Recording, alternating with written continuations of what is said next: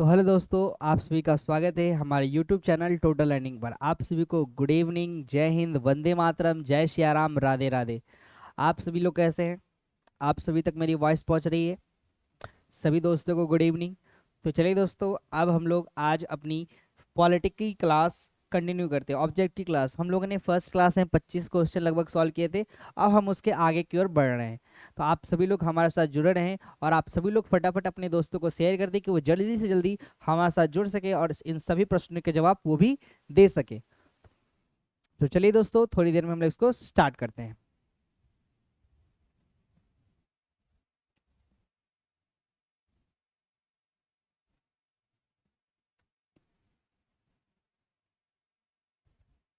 तो चलिए दोस्तों, आप सभी लोग तैयार हैं? आप सभी लोगों को मेरी क्लियर वॉइस पहुंच रही है? सभी को गुड इवनिंग दोस्तों, सभी को गुड इवनिंग। तो चलिए दोस्तों, स्टार्ट करते हैं। बढ़ते हैं अपने पहले प्रश्न की ओर। आप सभी लोग ध्यान से फर्स्ट प्रश्न को देखें और फर्स्ट प्रश्न के पढ़कर उत्तर दें। दोनों भाषाओं में आपके लिए लाई गई है, हिंदी इंग्लिश जो भी हो। From which constitution were the fundamental rights in the Indian constitution taken, यानी भारतीय संविधान में मूलभूत अधिकार किस संविधान से लिए गए हैं। यानी भारतीय संविधान, इंडियन कॉन्स्टिट्यूशन में मूल अधिकार का मतलब होता है मौलिक अधिकार। देखो साफ साफ आपको लिखा होगा इंग्लिश में, आप इंग्लिश में देखें तो फंडामेंटल राइट्स, हिंदी में नहीं तो इंग्लिश में तो बुझा रहा होगा। जिनको इंग्लिश में बुझा रहा है वो इंग्लिश में बुझाए और इसको हिंदी में बुझा रहा है वो हिंदी में बुझाए। मूलभूत अधिकार या फंडामेंटल राइट्स, तो फंडामेंटल राइट्स की बात करते हैं तो हमें और आप सभी को फंडामेंटल राइट्स हमारे संविधान ने दिए हैं। लेकिन यह जो फंडामेंटल राइट्स है हमने कहाँ से लिए हैं, इसकी बात हमें इसमें करनी है। अमेरिका से हमने उठाया है इसके संविधान से, यूके के संविधान से उठाया है, यूनाइटेड किंगडम, सोवियत संघ रूस से उठाया है, या फिर इनमें से किसी देशों में से हमने यह अधिकार नहीं लिया। तो आप सभी लोग अपने कमेंट बॉक्स में यह उत्तर देके बताइए कि हमारे यहाँ जो मौलिक अधिकार हैं वो मौलिक अधिकार हमने किस देश के संविधान से लिए हैं। तो आप सभी का टाइम स्टार्ट होता है और सभी लोग नंबर लिखकर क्वेश्चन का उत्तर देंगे। और ये पॉलिटी की क्लास चल रही है, पॉलिटी की ऑब्जेक्टिव की क्लास चल रही है, तो आप सभी लोग टाइम से हमारे साथ जुड़ जाएं। तो चलिए दोस्तों, इस प्रश्न का उत्तर क्या हो जाएगा, तो याद रखिएगा पहले वाले प्रश्न का उत्तर हो जाएगा अमेरिका। क्या हो जाएगा दोस्तों? अमेरिका, यानी कि यूनाइटेड स्टेट अमेरिका, यूएसए, संयुक्त राज्य अमेरिका। इसी से हमने अपने फंडामेंटल राइट्स, मौलिक अधिकार लिए हैं। नेक्स्ट क्वेश्चन की ओर बात करते हैं दोस्तों।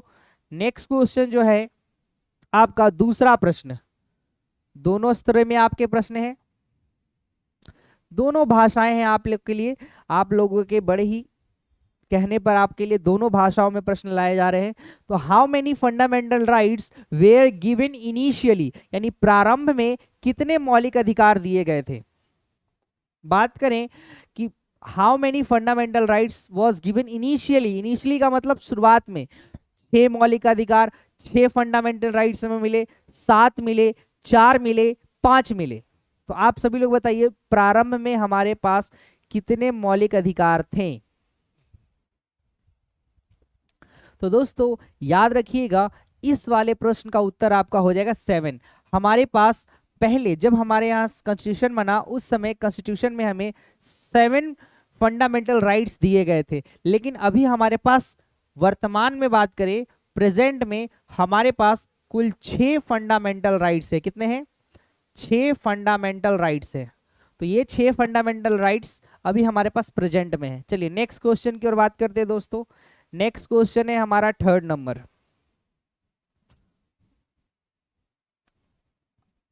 एक अधिकार को हटा दिया गया, किस हक को हटाया गया है? वो अधिकार था संपत्ति का अधिकार। संपत्ति के अधिकार को संविधान से सॉरी मौलिक अधिकार से हटा दिया गया है। चलिए बात करते हैं दोस्तों, in which of the following parts fundamental rights are given to the people, निम्नलिखित में से किस भाग में जनता के मूल अधिकार दिए गए हैं। यानी संविधान के किस भाग में हम फंडामेंटल राइट्स या फिर मौलिक अधिकार का वर्णन करते हैं? भाग 2 के तहत, भाग 1 के तहत, भाग 4 के तहत या भाग 3 के तहत? सभी लोग अपने कमेंट बॉक्स में इसका उत्तर दें कि मौलिक अधिकार का वर्णन हम लोग किस भाग के अनुकूल करते हैं। तो याद रखिएगा, मौलिक कर्तव्य मूल अधिकार का जो वर्णन है वो लोग हम संविधान के भाग 3 के तहत करते हैं, जिसमें संविधान के इस भाग को मैग्ना कार्टा कहा जाता है। चलिए दोस्तों, नेक्स्ट क्वेश्चन की ओर बात करते हैं। नेक्स्ट क्वेश्चन आपका 4 नंबर क्वेश्चंस को पढ़िएगा। मैंने भी बताया एक मौलिक अधिकार को हटाया गया था, उसी पे प्रश्न आ गया। चलिए पढ़ें इस प्रश्न को। यह प्रश्न ये कह रहा है कि by which constitutional amendment act, constitutional amendment act, amendment क्यों किया जाता है ये आपको बताया गया है। The right to property has been removed from the fundamental rights। इसी को हिंदी में पढ़ते हैं। किस संविधान संशोधन अधिनियम द्वारा संपत्ति का अधिकार मूल अधिकार से हटा दिया गया है? तो 44वें संविधान संशोधन। एक हमारे यहाँ अधिकार था फंडामेंटल राइट्स में जिसको बोलते हैं राइट टू प्रॉपर्टी, यानी बोले तो किधर गया, संपत्ति का अधिकार। ये जो संपत्ति का जो अधिकार है इसको अमेंडमेंट करके, संशोधन करके हटा दिया गया। क्या करके? संशोधन करके। तो हटा दिया गया, तो किस संशोधन के तहत हटाया गया? संविधान में 44वां संशोधन करके, संविधान में 42वां संशोधन करके, संविधान का 43वां संशोधन करके, या संविधान का 45वां संशोधन करके? तो दोस्तों याद रखिएगा, संपत्ति का अधिकार राइट टू प्रॉपर्टी जो है यह 44वें संशोधन के तहत इसे हटाया गया। किस संशोधन के तहत? 44वें संशोधन के तहत 1978 में यह संशोधन किया गया। और अब यह अधिकार बल्कि मौलिक अधिकार नहीं कि एक कानूनी अधिकार है। क्या है?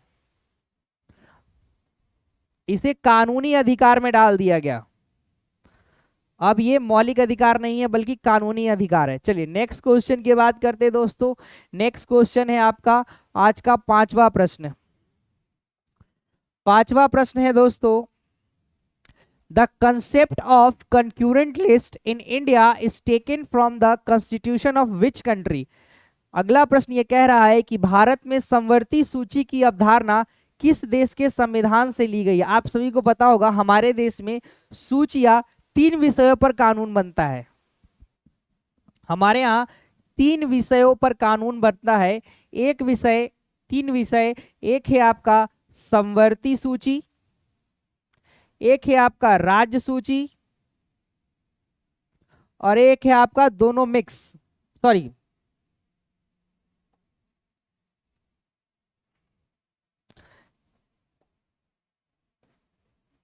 3 विषयों पर कानून, केंद्र सूची, राज्य सूची, और तीसरा है आपका समवर्ती सूची। ये 3 सूचियां हैं जिसमें से तीनों विषयों पर कानून, इस पर केंद्र सरकार कानून बनाएगी, इस पर राज्य सरकार कानून बनाएगी, और इस पर दोनों मिलकर कानून बनाते हैं। वैसे विषय जिस पर दोनों मिलकर कानून बनाए उसे समवर्ती सूची के अंतर्गत रखा जाता है। जैसे शिक्षा पर बिहार सरकार भी कानून बना सकती है और केंद्र सरकार भी कानून बना सकती है। जैसे सेना पर सिर्फ कौन कानून बना सकता है? केंद्र सरकार। सेना में राज्य सरकार का कोई हस्तक्षेप नहीं है। जैसे पुलिस प्रशासन पर सिर्फ केंद्र सरकार कानून नहीं बना सकती, सिर्फ और सिर्फ राज्य। जैसे बिहार पुलिस पे सिर्फ और सिर्फ राज्य सरकार का हक है, केंद्र सरकार का नहीं।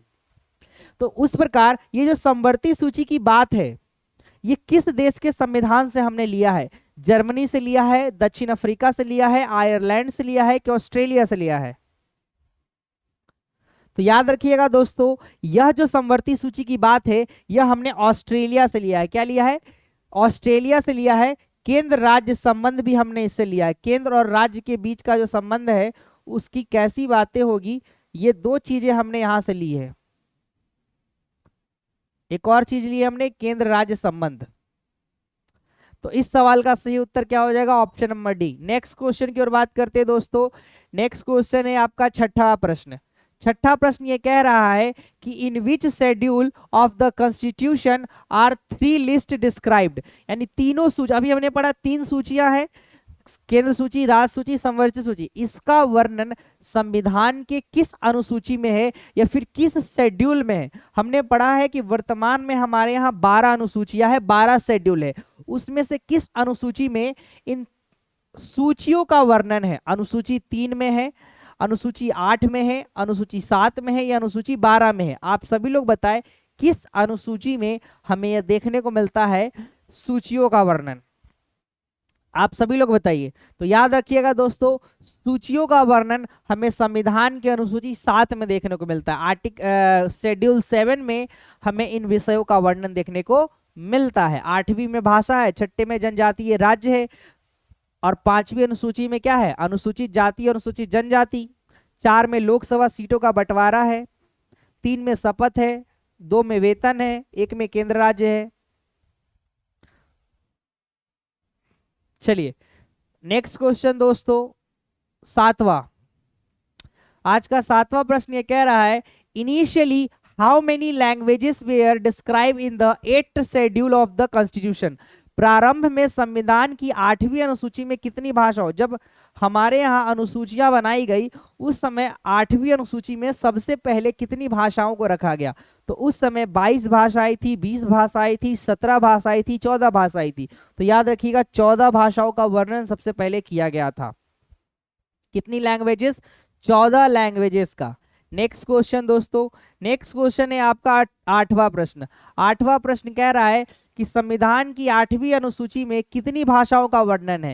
यानी how many languages are describe in the 8th schedule. अभी हमने पढ़ा प्रारंभ में, लेकिन वर्तमान में कितनी भाषाओं का वर्णन है? 22 लैंग्वेजेस का। कितनी? 22 लैंग्वेजेस का। चलिए ये रहा आपका आज का 8वां प्रश्न। नेक्स्ट क्वेश्चन की ओर बात करते हैं दोस्तों, अगले 9वें प्रश्न की ओर बढ़ते हैं। आज का 9वां प्रश्न क्या कह रहा है? बढ़िए 9वें प्रश्न की ओर। 9वां प्रश्न ये कह रहा है, the directive principle of state policy have been taken from the constitution of which country? यानी राज्य के नीति निर्देशक तत्व देश के संविधान, किस देश के संविधान से लिए गए हैं? यानी directive principle policy, directive principle of state policy, यानी कि राज्य के नीति निर्देशक तत्व, यह जो है किस देश के संविधान से लिया गया है? दक्षिण अफ्रीका, कनाडा, रूस या आयरलैंड? इन सभी में से किस देश से हमने राज्य के नीति निर्देशक तत्व लिए हैं? आप सभी लोग अपने कमेंट बॉक्स में इसका उत्तर देके बताएं क्या हो जाएगा। तो दोस्तों याद रखिएगा इस प्रश्न का उत्तर जो है आपका ऑप्शन नंबर डी हो जाएगा। क्या हो जाएगा दोस्तों? आयरलैंड एक ऐसा देश है जिससे हमने क्या लिया है? नीति निर्देशक तत्व लिए हैं। और इसकी बात हम लोग संविधान के भाग 4 में करते हैं। कहाँ करते हैं? संविधान के भाग 4 अनुच्छेद 36-51 के बीच। इसका वर्णन हम लोग संविधान के भाग 4 में करते हैं और इसका वर्णन आर्टिकल या फिर अनुच्छेद 36 से 51 के बीच इसका वर्णन किया गया है। Directive principle of state policy. चलिए दोस्तों नेक्स्ट क्वेश्चन की ओर बढ़ते हैं। नेक्स्ट क्वेश्चन है हमारा 10वां प्रश्न। 10वां प्रश्न ये कह रहा है, पढ़िए 10वें प्रश्न को। Under which amendment has the anti defection law added to the 10th schedule of the constitution? यानी दल बदल कानून को संविधान की 10वीं अनुसूची में किस संशोधन के तहत जोड़ा गया? यानी ऐसे तो हमारे पास 8 ही अनुसूचियां थी, फिर संशोधन करके जोड़ा गया, तो 10वीं अनुसूची को जोड़ा गया तो किस संशोधन के तहत जोड़ा गया था? 73वां संशोधन था, संविधान का 52वां संशोधन था, 74वां संशोधन था या पहला संशोधन था? अब आप लोग बताइए कि दल बदल कानून को किस संशोधन के तहत जोड़ा गया?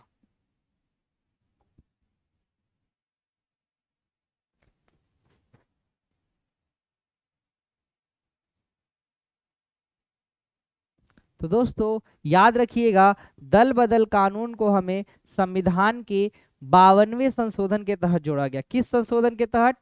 52वां संशोधन, 52वां संशोधन के तहत हमने इसे जोड़ा। और कब जोड़ा? 1958 में जोड़ा। कब जोड़ा था? 1900 सॉरी 1958, उल्टा लिख दिया, 1985 में जोड़ा था। कब जोड़ा था? 1985 में। 1985 में हमने क्या किया? इसको चेंज किया।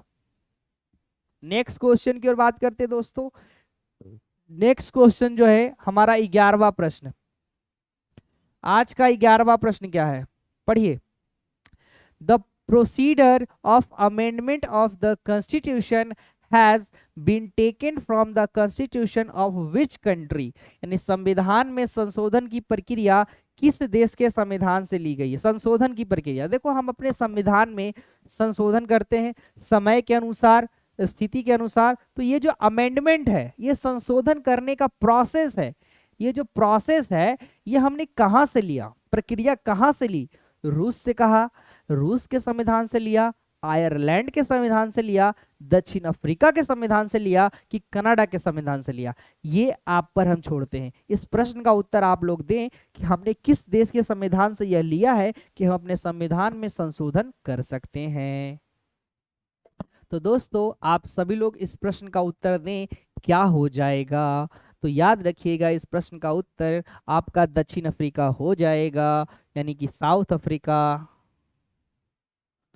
साउथ अफ्रीका से हमने यह लिया है।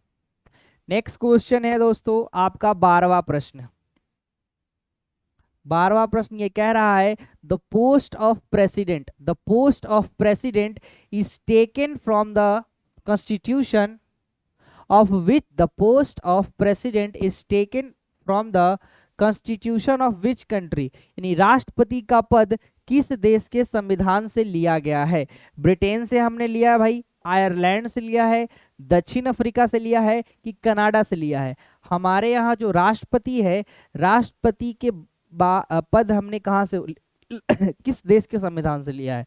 तो दोस्तों याद रखिएगा, हमने प्रेसिडेंट का जो पद है वो ब्रिटेन से लिया है। आर्टिकल 52 कहता है कि हमारे देश में क्या होगा, एक राष्ट्रपति होगा, और इसका पद हमने ब्रिटेन से लिया है। ठीक, नेक्स्ट क्वेश्चन की ओर बात करते हैं दोस्तों। नेक्स्ट क्वेश्चन है आपका 13वां प्रश्न आज का। 13वां प्रश्न, 13वां प्रश्न ध्यान से पढ़िएगा। In which article of the Indian constitution is the right freedom described, यानी ये कह रहा है कि स्वतंत्रता का अधिकार भारतीय संविधान के किस अनुच्छेद में वर्णित है? यानी आपको right to freedom, right to freedom यानी स्वतंत्रता का अधिकार किस आर्टिकल के तहत दिया गया है? अनुच्छेद 12 से 18, अनुच्छेद 19 से 22, अनुच्छेद 23 से 28, या अनुच्छेद 29 से 50? तो याद रखिएगा दोस्तों, हमारे यहाँ स्वतंत्रता का अधिकार आर्टिकल 19 से 22 देता है। 19 से 22 ये हमें क्या देता है? स्वतंत्रता का अधिकार देता है।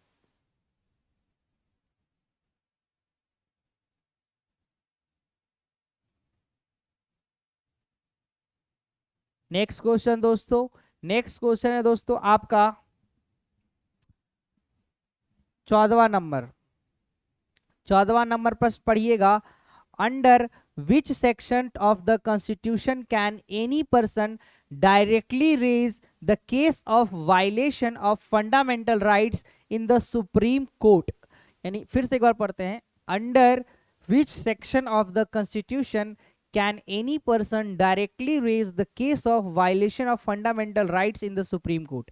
यानी कह रहा है संविधान के हनन, संविधान की किस धारा के अंतर्गत कोई भी व्यक्ति मूलभूत अधिकारों के हनन का मामला सीधे उच्चतम न्यायालय में उठा सकता है? यानी कह रहा है कि अगर, अरे भाई ये कैसे नीचे आ जा रहा है बार बार, ये कह रहा है कि अगर आपके मौलिक अधिकारों पर कोई,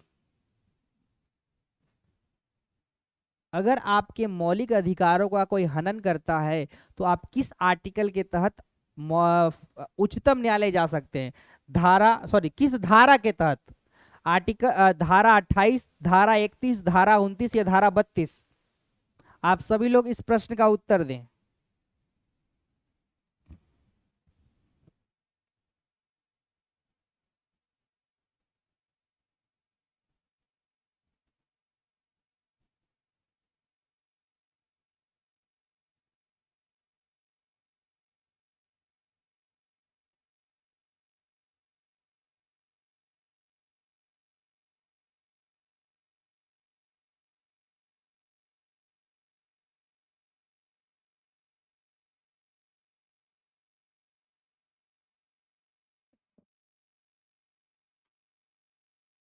चलिए दोस्तों,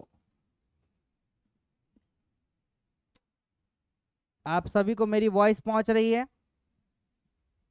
तो दोस्तों याद रखिएगा, इस प्रश्न का उत्तर जो है आपका ऑप्शन नंबर डी हो जाएगा, धारा 32। क्या दोस्तों? धारा 32 के तहत हम लोग क्या कर सकते हैं? दिख रहा है आपको? धारा 32 के तहत हम लोग सीधा सुप्रीम कोर्ट में जाकर कंप्लेन दर्ज कर सकते हैं अगर कोई हमारे फंडामेंटल राइट्स का हनन करता है। बल्कि वो हनन तब न किया गया हो जब राष्ट्रपति शासन लगा हो, वरना आप ठुकाइएगा। चलिए अगला प्रश्न है दोस्तों, in which fundamental rights of the Indian constitution it stated the law of the country will provide equal protection to all people. यानी कह रहा है कि भारतीय संविधान के किस मौलिक अधिकार में कहा गया है कि यह सभी लोगों को देश का कानून बराबर सुरक्षा प्रदान करेगा। किस आर्टिकल, किस मौलिक अधिकार में यह बात कही गई है? समानता का अधिकार यह बात कहता है, शोषण के विरुद्ध अधिकार यह कहता है, स्वतंत्रता का अधिकार कहता है, या धार्मिक स्वतंत्रता का अधिकार कहता है? यानी सवाल को ध्यान से पढ़िएगा, यानी कौन से मौलिक अधिकार में यह कहा गया है कि सभी लोगों को देश का कानून बराबर सुरक्षा प्रदान करेगा? तो ए, बी, सी या डी? तो दोस्तों याद रखिएगा, इस प्रश्न का उत्तर आपका ऑप्शन नंबर ए हो जाएगा। क्या हो जाएगा? ऑप्शन नंबर ए, जिसका वर्णन हमें आर्टिकल 14 से आर्टिकल 18 के बीच देखने को मिलता है। नेक्स्ट क्वेश्चन दोस्तों, नेक्स्ट क्वेश्चन है आपका 16वां नंबर। 16वां नंबर क्या कह रहा है? पढ़िए। 16वां नंबर ये कह रहा है कि under which fundamental rights in human trafficking prohibited. यानी किस मौलिक अधिकार के तहत मानव का व्यापार करना निषेध है? समानता का अधिकार, शोषण के विरुद्ध अधिकार, संवैधानिक उपचारों का अधिकार, या सांस्कृतिक और शैक्षणिक अधिकार? कौन से अधिकार है जो ये कहता है कि आप मानव का व्यापार नहीं कर सकते? तो दोस्तों याद रखिएगा, इस प्रश्न का उत्तर ऑप्शन नंबर बी हो जाएगा, शोषण के विरुद्ध अधिकार। शोषण के विरुद्ध अधिकार। चलिए दोस्तों नेक्स्ट क्वेश्चन की ओर बढ़ते हैं। नेक्स्ट क्वेश्चन जो है हमारा 17वां प्रश्न है। 17वां प्रश्न,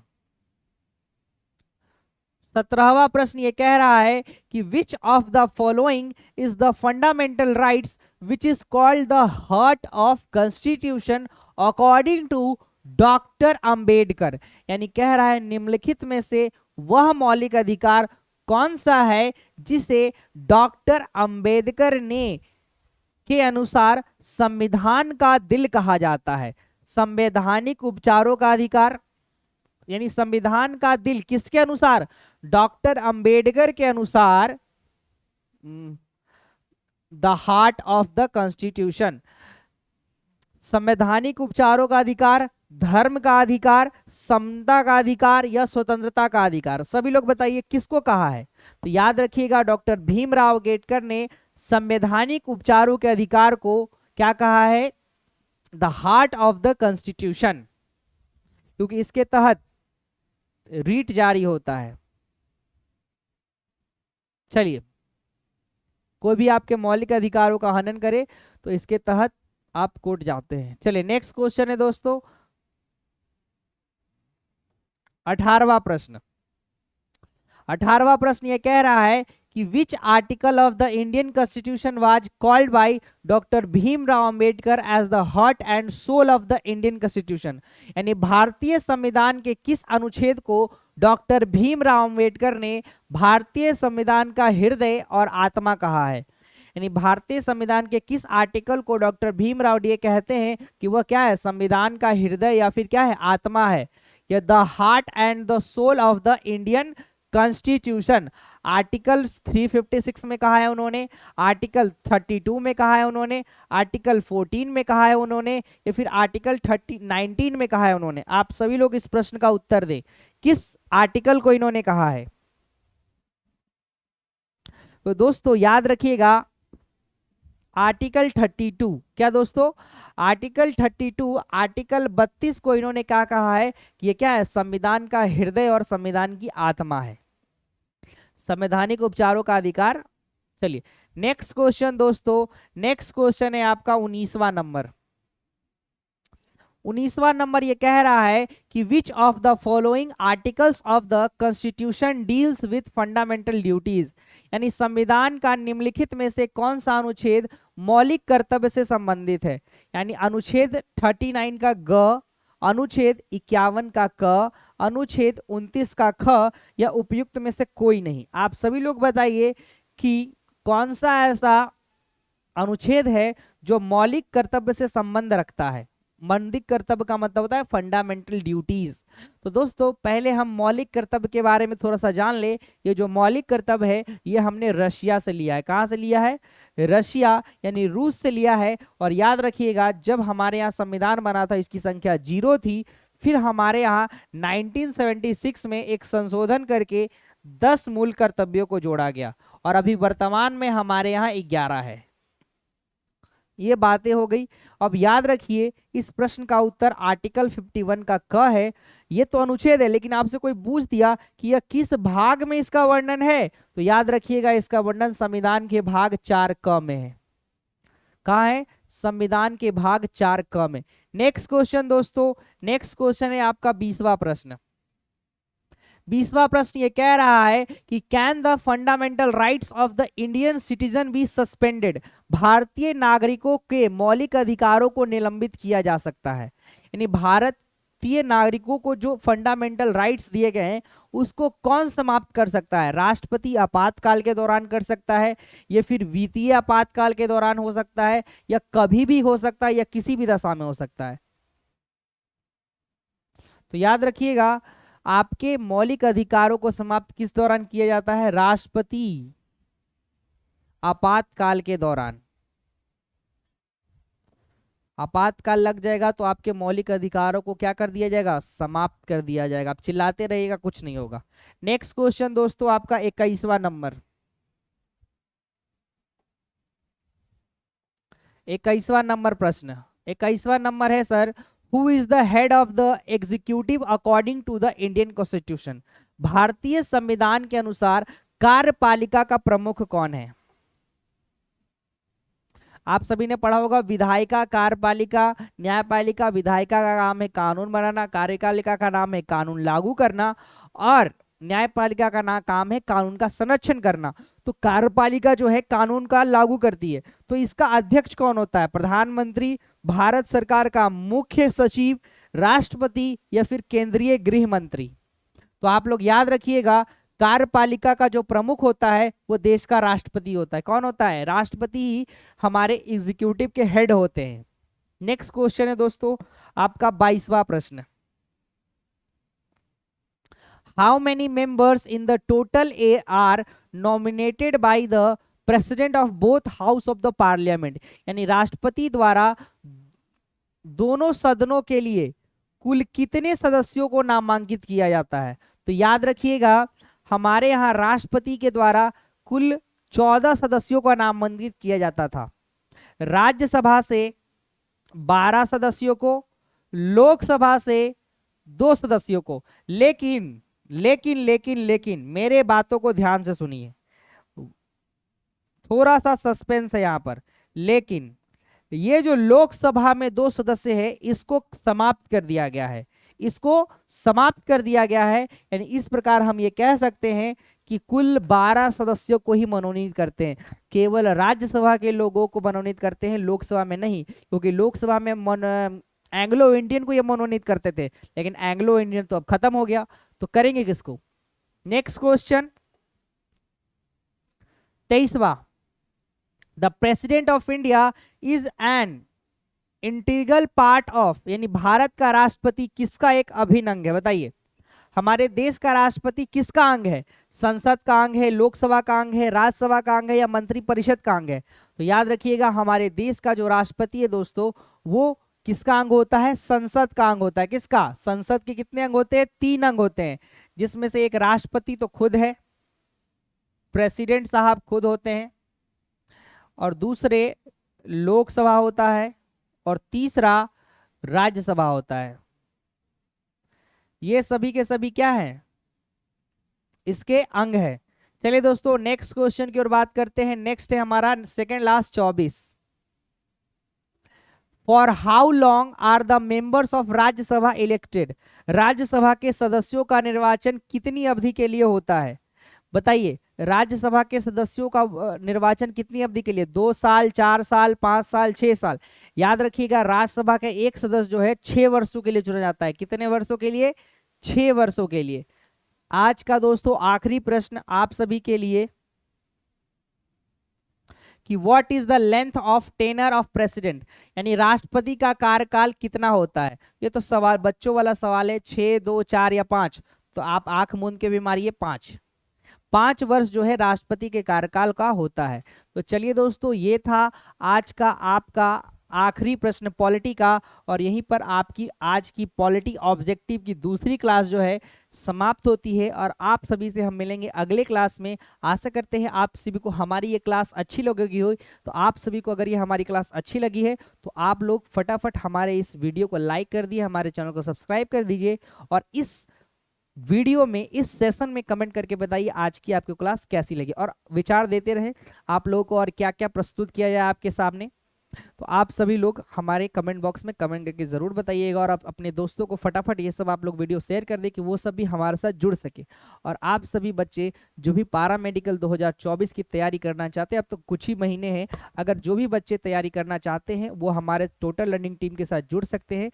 टोटल लर्निंग ऐप पर न्यू बैच चल रहा है, निश्चय बैच पारामेडिकल 2024 के लिए, ऑलरेडी उसकी क्लासेस चल रही हैं। जो भी बच्चे इच्छुक हैं हमारे साथ जुड़ने के लिए, वो आइए हमारे साथ जुड़िए। पारामेडिकल 2024 की तैयारी टोटल रनिंग ऐप पर करिए। अगर आप ऐप इंस्टॉल कर सकते हैं गूगल प्ले स्टोर से या ऐप स्टोर से, या फिर आप स्क्रीन पर दिए गए नंबर पे संपर्क कर सकते हैं। तो चलिए दोस्तों, आप सभी को धन्यवाद, शुक्रिया।